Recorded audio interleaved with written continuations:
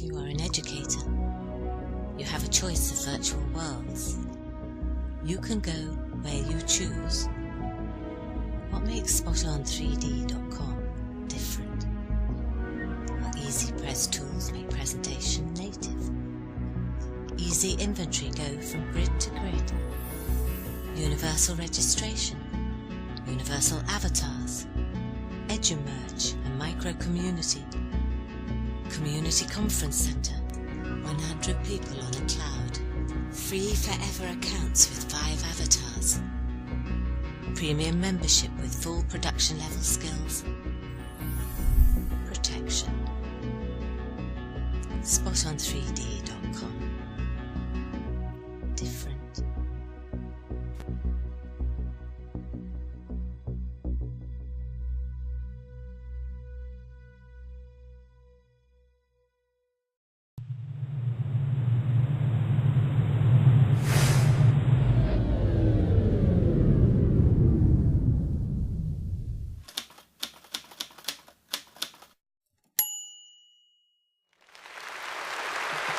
Thank you, and welcome everybody to another session of GRIDwrap coming to you from Metaverse. We have with us today our regular guest, Tessa Harrington of SpotOn3D. Welcome, Tessa. Hello, everybody.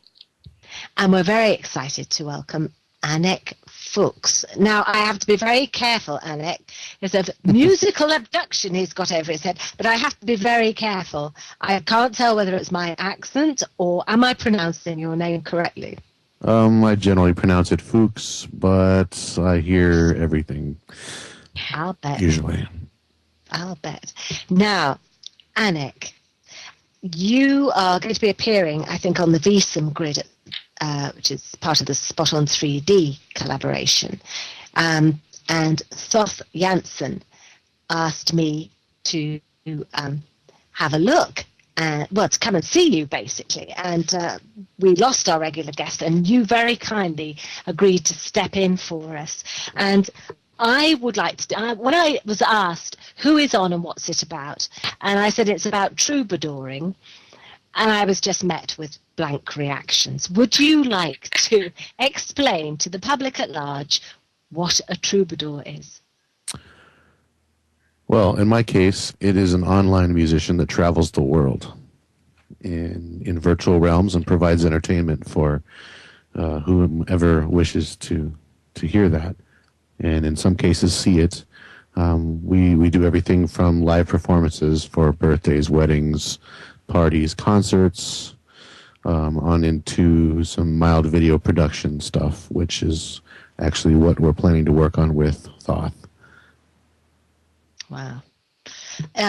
In the olden day fashion of the word troubadour, in the olden day meaning, a troubadour was somebody who spread the news, who took the news from town to town and sang about the events of the day. Do you bring that into your music at all?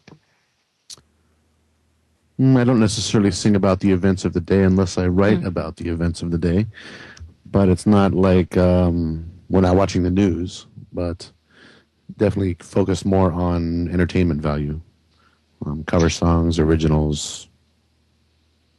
Do you in a real life band as well, aren't you? I think you're crossing over, aren't you? Is that what I have been? Yeah. Do you prefer being online then with your music? For my case, yes. Probably not a lot of musicians would agree with that, but for my own personal health reasons, this suits me much better than traveling various cities in buses and bars and concert stadiums and whatnot. It's a lot simpler for me to remain home and do what I love to do the most. And I've found that much like a crowd of 50,000 people, you can still find an energy level within a virtual realm with an audience where you feel that they're feeling the music. It's not just me plugging in and playing, but there's a direct connection involved, and that's part of the thing that makes it so cool. I have definitely witnessed that at concerts and all sorts of live events within on the net, within virtual worlds. I cannot for the life of me find a way of explaining that to people who don't, as it were, get it in the first place. And I still today haven't found a way of explaining that. Do you come across the same kind of incomprehension at all? No, I mostly hang out with musicians, and they tend to have a pretty good connection with. It's our own reality in a sense. It's our own form of communication and expression. Just like any artist, someone who paints, they paint and they want their viewers to experience a certain emotion, and we do the same things with our instruments, and often it works. So it's almost like a language in itself. It's very, very nice. Can be very comforting. Comforting. Tell me about bringing comfort then.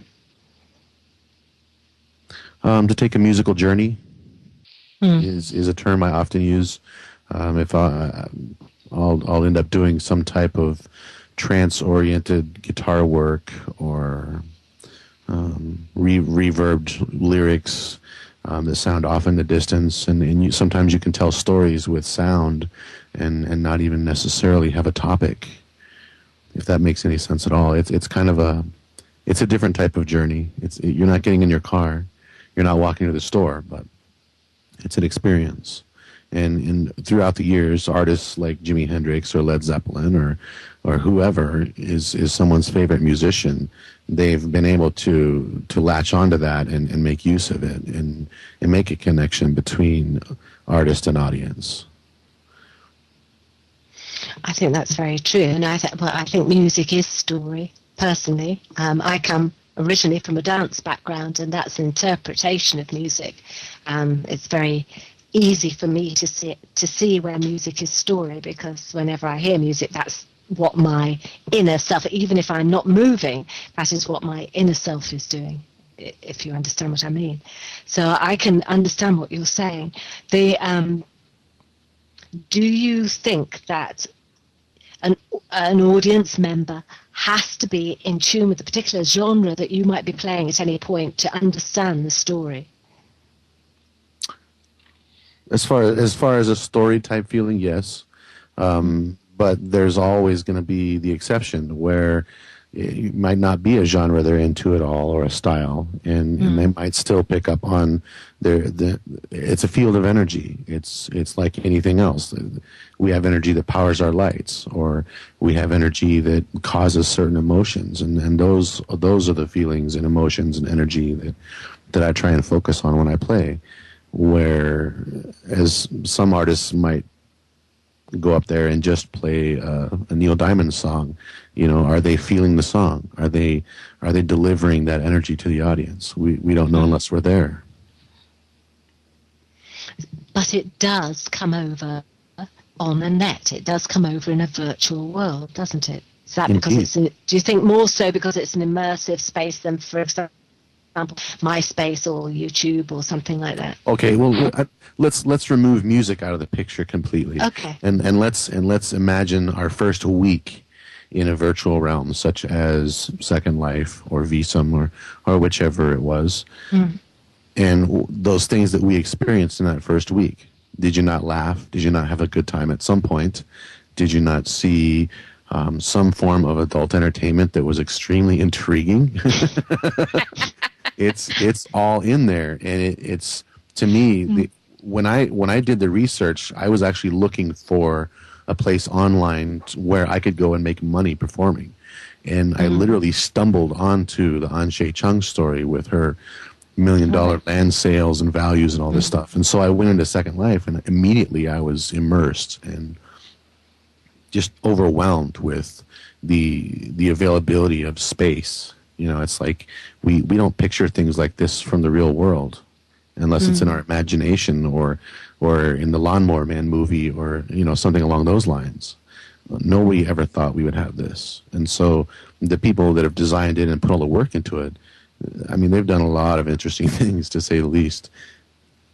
we see things daily or weekly that we wouldn't see walking down the street, I'm sure.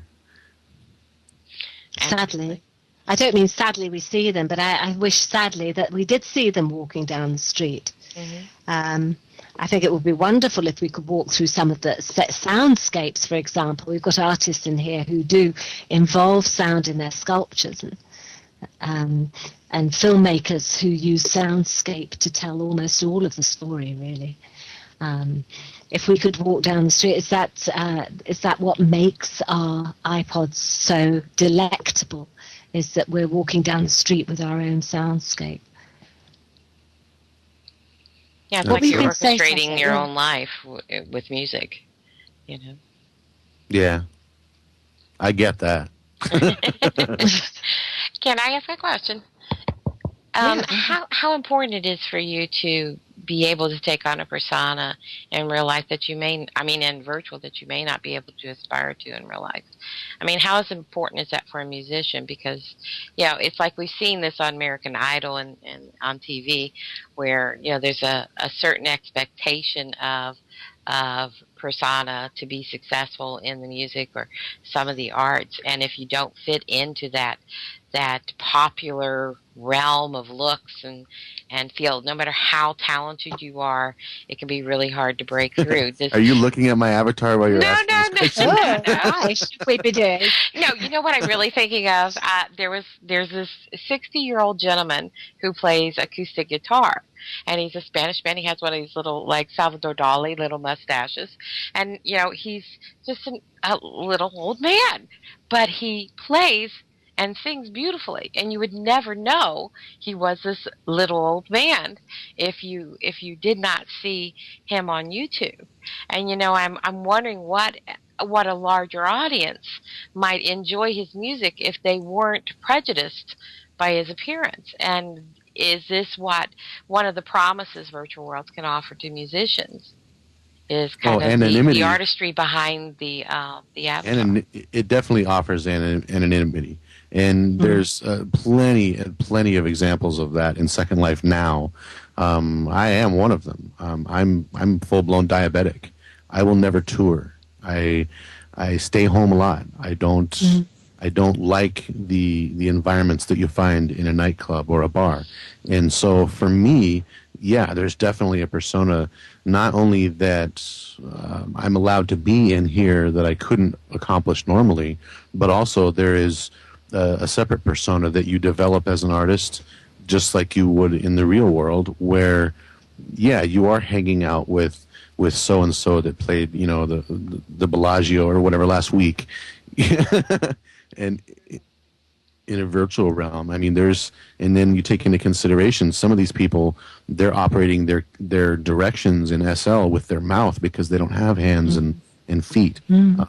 Some are overweight, some are skinny as rails, some do not have a public appearance that is appealing to people. So they do escape. They're already here. You're surrounded by them and don't even know it. And this gives people a chance to be that person that they couldn't be. When I was younger, I opened up for Slayer. I played for 50,000 people.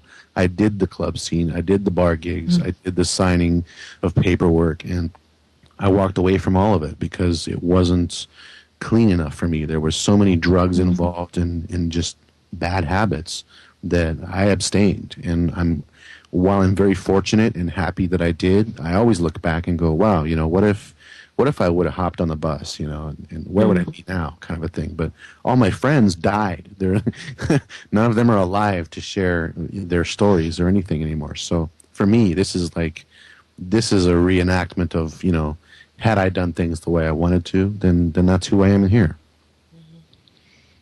I think that's very true, Anek, of a lot of people, and certainly, we have spoken to quite a few of those people in this very program, actually, and it sort of appertains to quite a lot of my friends in here as well, in one form or another, that we're not seeking something, but we're seeking equality. And I think that it actually, every time anything sort of gets scraped away from those elements in here, or that ethic, it makes my heart sink a little bit. And so I fight to preserve that in whatever little way that I can, mainly by publicising it, I think.